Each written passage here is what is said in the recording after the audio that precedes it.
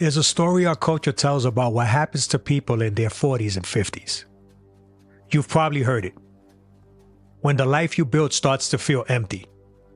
When you look around at everything you worked for and somehow it feels like you're standing in a stranger's house. People have a name for it. They call it a midlife crisis. They treat it like something small, something to fix or hide or laugh off. A little panic about getting older. But I want to ask you something. What if they have it backwards? What if this isn't you falling apart? What if it's one of the most important things that's ever happened to you? Welcome back to The Quiet Knowing Within. I'm your host, M.I. Gnosis. This is a space where we look at the quiet patterns that shape our lives, the things we feel long before we understand them. If you've been with me for a while, we've already talked about the first signs of the midlife awakening. We've talked about what it means to grow up on the inside. And we've talked about how much we have to unlearn along the way. Today I want to walk right into the middle of the storm. I want to take apart this thing we call a midlife crisis and look at what it really is. We'll talk about why the urge to blow up your whole life is really a search for something deeper. Why the version of yourself you built has to come apart. And how to walk through all of it without panicking. This channel is for thoughtful men and women, especially those between 40 and 62 who feel pulled to look a little deeper. I'm not here to hand you answers.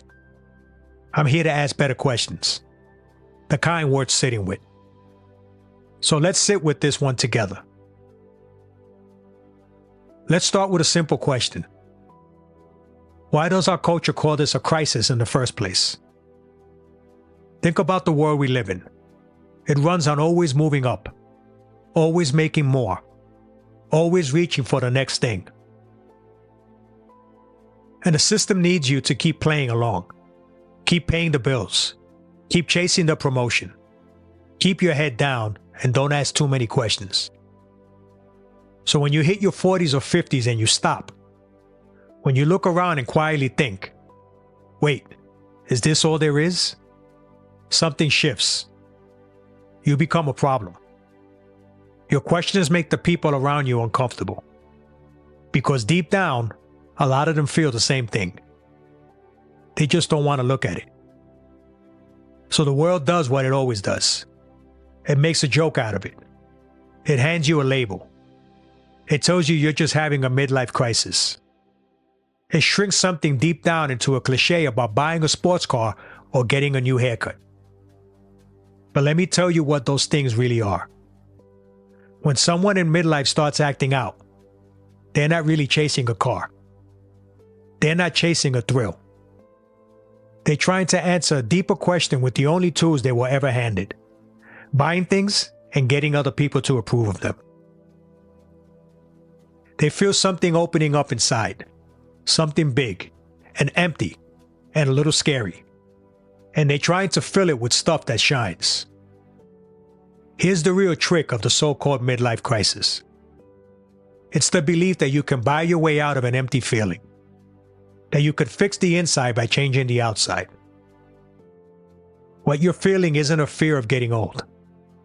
It's more like the feeling of a room that's gotten too small. You've outgrown the person you used to be. And that pressure you feel? That's just you, trying to make room to breathe. For the first 40 years or so of your life, you were building something. You were building what a lot of people call the false self. And that wasn't a mistake. You needed it. To make it in the world. To earn a living. To find your people. To build a career. You had to shape yourself into something the world would accept. So you learned to hide the soft parts. You pushed down the pieces of you that didn't seem to fit. And you worked hard to look calm, sure of yourself, and in control. But keeping that going takes a lot out of you. It's like holding a beach ball under the water. The second you relax, it shoots right back up. And somewhere in midlife, you just run out of the energy to keep holding it down. That tired feeling you've been carrying? That's what it is. Not the kind of tired that sleep fixes. A deeper kind. You're tired of being who everyone needs you to be. You're tired of the mask. A lot of people start to notice something underneath their regular life around this time. The same pattern showing up again and again. Quiet questions that won't go away.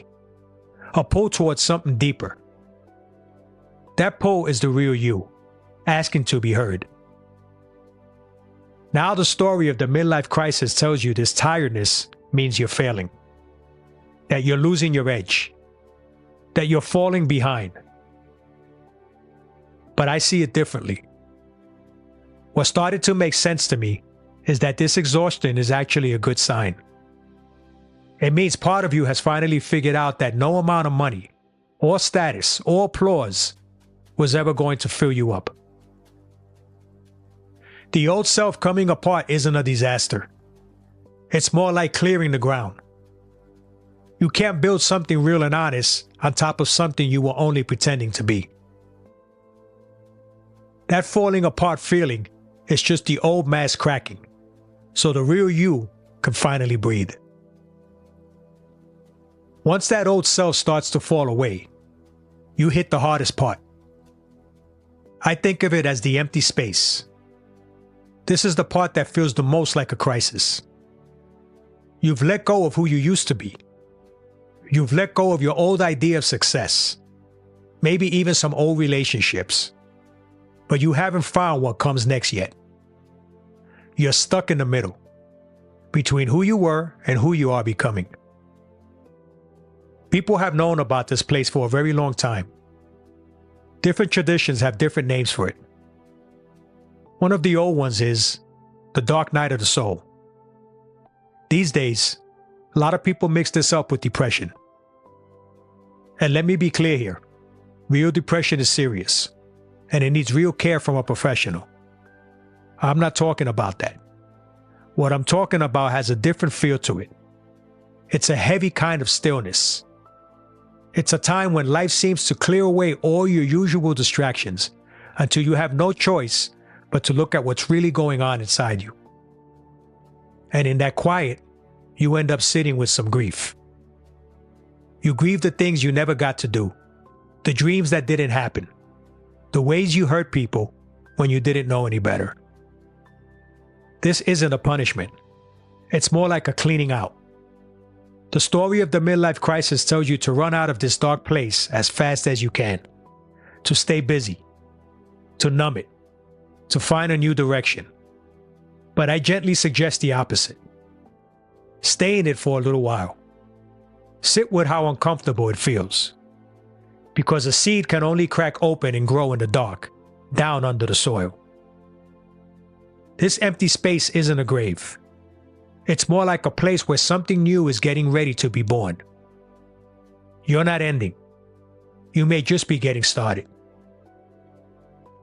As you stay with it and let the old self fall away, something quiet starts to change.